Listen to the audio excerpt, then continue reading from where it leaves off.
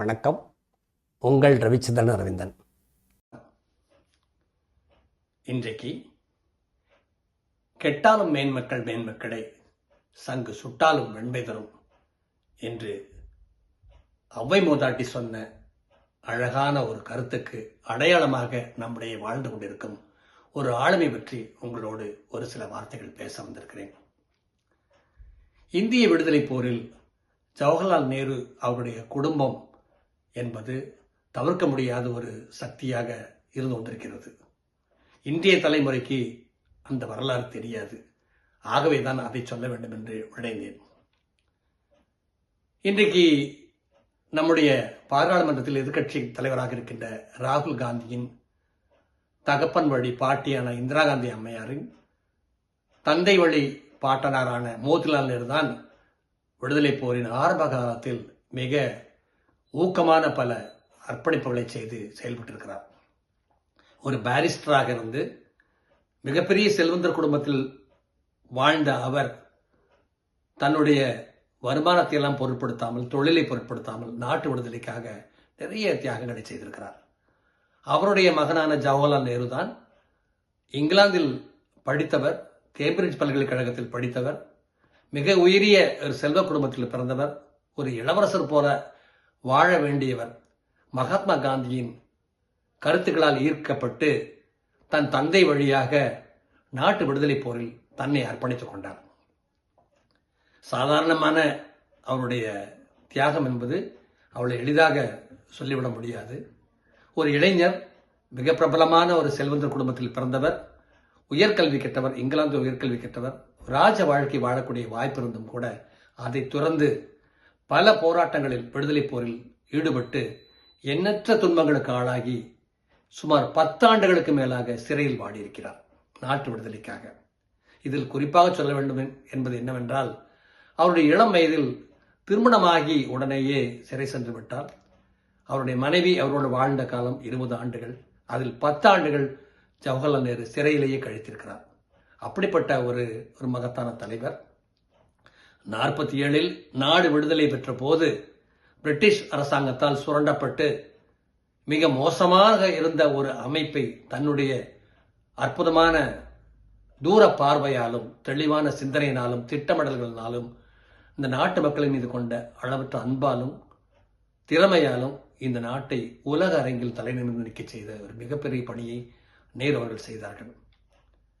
அவருடைய ஆட்சி காலம் 47 முதல் 64 வரை நீடித்தது.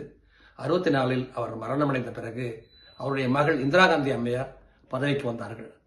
அவர்களும் பல புரட்சிகரமான திட்டங்களை கொண்டு வந்த போதும் அவருடைய சில அரசியல் நடவடிக்கைகள் மக்களுக்கு பிடிக்காமல் போனதால் பதவி இழந்தார். பின்னர் மீண்டும் அந்த தவறுகளை திருத்திக் கொண்டு மக்களிடம் பொது மன்னிப்பு கேட்டபோது மக்கள் ஏற்றுக்கொண்டு அவரை மீண்டும் பதவியில் அமர்த்தினர். அந்த காலகட்டத்தில் தான் சீக்கியர்கள் தனிநாடு கோரிக்கை வைத்து போராடிய போது அதன் விளைவாக எடுக்கப்பட்ட நடவடிக்கைகளுக்கு பழிவாங்குவதற்காக அந்த அம்மையார் தன்னுடைய வீட்டில் தன்னுடைய பாதுகாவலர்களாலேயே சுடப்பட்டு மரணமடைந்தார். அதன் பிறகு அவருடைய மகன் ராஜீவ்காந்தி காங்கிரஸ் கட்சியின் தனக்கு விருப்பமில்லாத போதும் கட்சியின் வலியுறுத்தலுக்காக பதவிக்கு வந்தார். அவரும் சில அரசியல் நடவடிக்கைகள் காரணமாக வெளிநாட்டு கொள்கைகளில் அவர் எடுத்த சில தவறான சில அணுகுமுறைகளின் காரணமாக தமிழ்நாட்டில் தேர்தல் பரப்புரைக்கு வந்திருந்த போது ஒரு வெடிகுண்டு தாக்குதலில் கொல்லப்பட்டார். இப்படி அந்த குடும்பத்தில் 2 பேர் இந்த நாட்டிற்காக உயிரை நீத்திருக்கிறார்கள், அர்ப்பணித்திருக்கிறார்கள்.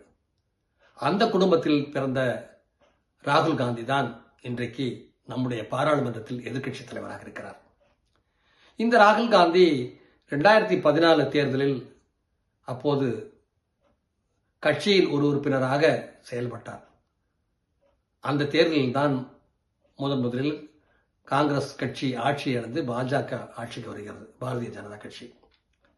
அதன் பிறகு 2019 நடந்த தேர்தலிலும் மீண்டும் ராகுல் காந்தி முனைப்பாக தேர்தலில் பணிகளில் ஈடுபடுகிறார். ஆனால் அந்த தேர்தலிலும் காங்கிரஸ் தன்னுடைய வெற்றியை நிரூபிக்க முடியவில்லை. மீண்டும் பாஜக ஆட்சிக்கு வருகிறது. அந்த தோல்விக்கான பொறுப்பை தான் ஏற்றுக்கொண்டு கட்சி பொறுப்புகளிலிருந்து தன்னை விடுவித்துக் கொள்கிறார். ஆனால் அதன் பிறகு நடந்த அரசியல் மாற்றங்கள், இந்திய நாட்டில் நடந்த பல சூழல்கள், இறையாண்மைக்கு ஏற்பட்ட சில சோதனைகள்,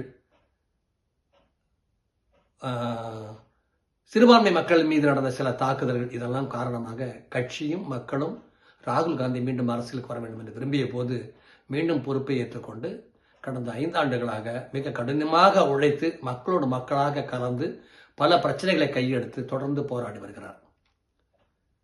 சென்ற முறை 2019 பாராளுமன்ற உறுப்பினராக பதவியேற்றார்.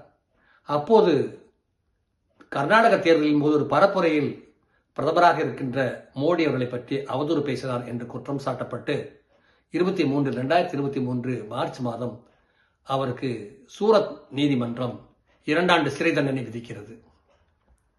அதன் காரணமாக உடனேயே அடுத்த நாளே அவர் MP பதவியிலிருந்து தூக்கி எறியப்படுகிறார், விலக்கப்படுகிறார். ஆனால் உச்சநீதிமன்றத்தில் வழக்கு தொடுத்து தன்னுடைய நியாயங்களை எடுத்துச் சொல்லும் போது உச்சநீதிமன்றம் இது போன்ற ஒரு வழக்கிற்கு இவ்வளவு அதிகபட்ச தண்டனை கொடுக்கக்கூடாது என்று வலியுறுத்தி அந்த தீர்ப்பை தடை செய்கிறது. மீண்டும் பாராளுமன்ற உறுப்பினராகிறார். பாராளுமன்றத்தில் தன்னுடைய காத்திரமான அரசியல் வீச்சான உரைகளின் காரணமாக கவனம் பெறுகிறார். எரிச்சலடைந்த ஆளுங்கட்சி அவரை பப்பு என்று சொல்லி, சிறு பிள்ளை, குழந்தை என்று சொல்லி அவமானப்படுத்துகிறது, கேலி செய்கிறது, கூச்சலிடுகிறார்கள். அம்மாவின் முந்தானையில், சோனியா காந்தியின் முந்தானையில் ஒளிந்து கொண்டு நடக்கின்ற ஒரு அரசியல்வாதி என்றவரையும் கேலி செய்கிறார்கள். ஆனாலும் இந்த விமர்சனங்களை, இந்த தாக்குதல்களை எல்லாம் பொருட்படுத்தாமல் தன்னுடைய கொள்கையில் உறுதியாக இருந்து கடந்த 2 ஆண்டுகளாக மிக காத்திரமான பல காரியங்களை செய்து மிக துணிச்சலான அர்ப்பணிப்போடு சில காரியங்களை செய்கிறார். கன்னியாகுமரி முதல் காஷ்மீர் வரை பாத யாத்திரை செல்கிறார். பாரத் யாத்ரா என்று, பாரத் ஜோடோ யாத்ரா என்று சென்று மக்களை ஒவ்வொரு நாளும் ஆயிரக்கணக்கான மக்களை சந்தித்து அவருடைய குறைகளை கேட்டு அவர்களோடு உரையாடி உண்டு உறங்கி எளிய மக்களின் வாழ்க்கையை பற்றிய நுட்பமான துன்பங்களை புரிந்து கொண்டு தன்னுடைய பயணத்தை தொடர்கிறார். இதற்கிடையில் மணிப்பூரில் நடந்த கலவரங்களின் போது ஆட்சியில் இருந்தவர்கள் அங்கு செல்லுவதற்கு அக்கறை காட்டாமல் இருந்த நேரத்தில் எதிர்க்கட்சியாக சேர்ந்த அவர் அங்கு சென்று அந்த மக்களுக்கு ஆறுதல் கூறி அவர்களுக்கு தன்னுடைய ஒத்துழைப்பை கொடுத்து அவர்கள் மீது தன்னுடைய கவனத்தை செலுத்துகிறார். இப்போது கடந்த தேர்தலில் 2024 தேர்தலில் ஆட்சியை பிடிக்க முடியவில்லை என்றால் கூட அது ஒரு தோல்விதான், அது ஒரு கெடுதல் தான்.